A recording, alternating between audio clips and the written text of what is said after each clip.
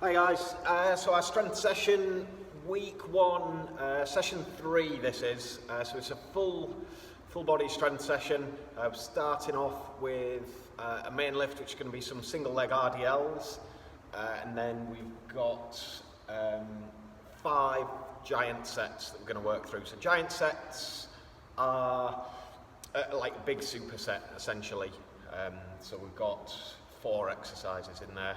That we're going to do like back to back. It's not like a WOD, just like hammering through them as fast as you can, but like little or minimum rest, moving from one exercise to the other. So approach them as like solid strength exercises, you know, get a little breather here and there where you need it.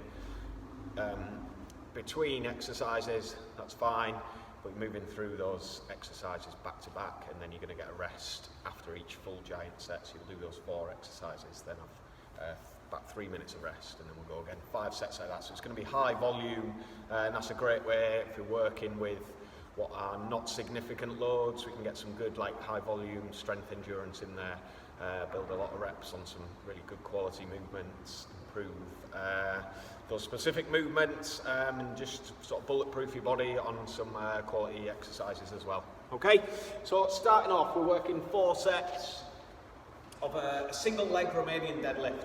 So first thing to note about this exercise is, regardless of your strength, you're going to need like good stability, balance and body control to do these well. So definitely master these with just body weight first, and you can warm up with some. And if you can't do them with like good control, you can just keep them with body weight or light load if you've got options with load. Okay, and then once you load them up, make sure you can maintain the mechanics through these. Okay, so single leg RDL, if we think about our normal RDL Romanian deadlift, we're looking at like hinging at the hip, so getting this flexion through the hip. You are going to bend the knees a little bit, but not a lot, not like significant bend there. And we're focusing on keeping the back nice and strong, coming over and down until we get, you should feel like a good stretch through the hamstrings. So for some people, their end range may be like here. Your hamstrings are quite flexible. Some people might get down all the way to like a horizontal position.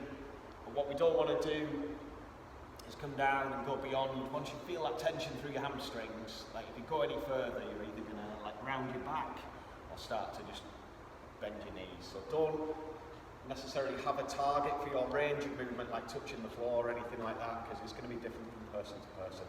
Okay, so that is what we're looking at. We're doing that off a single leg and potentially like loading it up. Okay, so for a single leg variation, just standing 1 foot, looking at getting that same movement coming down and then driving back up. Okay, so notice how much control there is on the way down, not moving fast. As I lean forward, my back leg raises up and then drive up. Okay, so you could potentially try and do these if you want to really sort of develop that proprioception and balance. Like bring your leg up, we're going 5 to 8 reps. You could aim to not touch the non-working leg to the floor for the whole set. So basically coming down, driving up, balance, and go again. And try and keep that going for a full set. Okay. If you're working with load, you know, you might get some little wobbles in there. I tend to recommend, if you can, don't touch your foot to the floor during a rep. So come forward, drive up, and then just tap your foot down between reps so you can make sure you're in the best possible position to go again. Okay, so that is the movement. If you're loading it up, a few options. So we can go with the weight in both hands. Same movement, hinging forward, back leg lifts, good strong back. Driving up, okay, and that weight is staying close. So just sliding down the front of your leg pretty much. You can go with the weight in the same side as the leg you're using. So this is a right leg RDL with the weight in the right hand. There, and I'm trying to avoid getting sort of pulled into rotation there. Or I can go with right leg working and weight on the left side, coming forward, and driving up. Okay, so any of those variations work, and you can mix it up. But work hard to keep that balance and control, like through the legs, but also through that torso position, so we're not rounding the back or getting pulled excessively into like a rotated position. Okay, so that is your single leg RDL. If you are really struggling balance-wise on those, you can do you can put your foot on the floor, maybe raise that up a little bit, and you can use that for balance. So it's still pretty much just that front leg that's doing the work, but the back leg is just able to stabilise. So you just got a toe on the floor, so you can't push into the ground to create a lot of force, but it can stabilise you. Okay, so that's an option there. Okay, so that is your single leg RDLs, and then these giant sets. So we've got like a full body mix in there, so reverse lunges, bent over row, some single leg V-sits, and some single arm press, overhead press. So just move through them. The reps in there, so put 12 to 20 for each of those, and then the single arm overhead press is half that, 6 to 10 for each arm.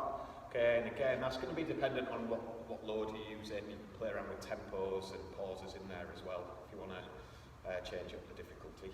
Okay, so your reverse lunges, fairly straightforward.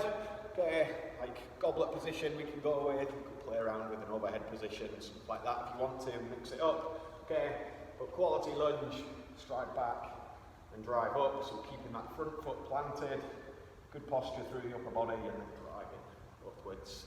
Okay, so if you're comfortable with the load, let's say you can potentially go overhead, or another option with lunges is to raise like a reverse lunge. I can use it here, play around with that elevation, stride back, drive up, and work through there, so just increase that range of movement a little bit. Okay, so that's your reverse lunge. 12 to 20 reps total, that is, so you can just go alternating legs, so 6 to 10 each leg. 12 to 20 bent over row, or you could do the half reps for a single arm row. So bent over row, that like hinge position, or you can think about that RDL position, almost like the bottom of your RDL, not quite, you don't want to be on full tension, and just working two-handed row in there, or you can go with a single arm row for those, if the weight allows it. Okay, then we've got your single leg V-sits, so some core specific work in there. Okay, coming down, we're looking for straight arms all the way through the movement, legs straight or as straight as you can keep them, and a nice range into that cold press position at the top. Okay, to make that easier, you just bend the leg a little bit as you come up.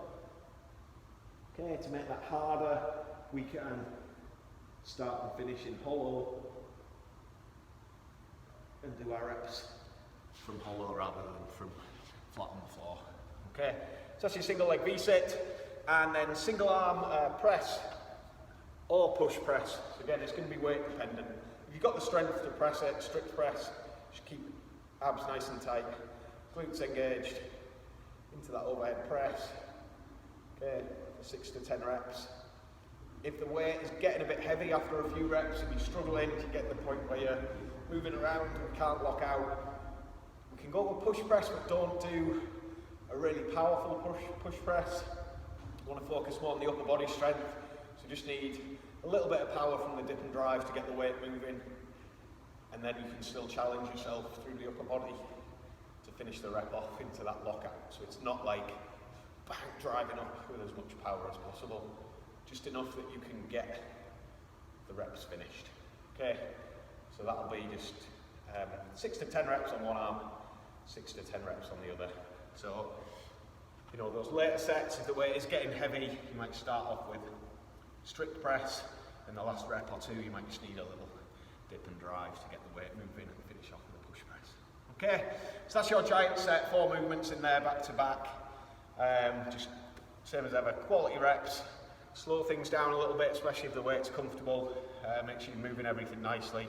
About 3 minutes rest between sets. You can do 5 in total, so really like high volume, put some good quality work in there. All right, guys.